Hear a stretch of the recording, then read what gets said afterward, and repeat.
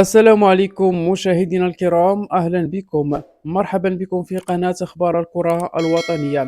أسفرت نتائج قرعة دوري أبطال إفريقيا وكأس الكونفدرالية الإفريقية 2024-2025 عن ديربي مغربي بين الرجاء والجيش الملكي، ومواجهات عربية نارية كبيرة. وإليكم مشاهدينا الكرام نتائج قرعة الكونفدرالية الإفريقية لموسم 2024-2025.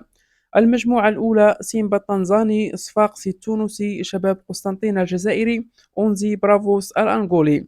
المجموعة الثانية: نهضة بركان، الملعب المالي، ستيلين بوش الجنوب الإفريقي، رواندا سول الأنغولي.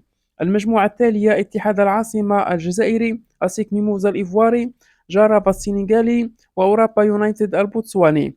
في المجموعة الرابعة: الزمالك المصري البورسعيدي، إنيمبا النيجيري، بلاك بولز الموزمبيقي. وإليكم مشاهدينا الكرام نتائج قرعة دوري أبطال إفريقيا 2024-2025. المجموعة الأولى: تيمبي مازيمبي، يان كابريكانز، الهلال السوداني، مولودية الجزائر. المجموعة الثانية: سان داونز الجنوب الإفريقي، الرجاء الرياضي، الجيش الملكي، ومانياما الغاني. المجموعة الثالثة: الأهلي المصري، شباب بلوزداد الجزائري، أورلاندو بيراتيس، وملعب أبيجان. المجموعة الرابعة: الترجي التونسي، بيراميدز المصري، ساغرادا وجوليبيا.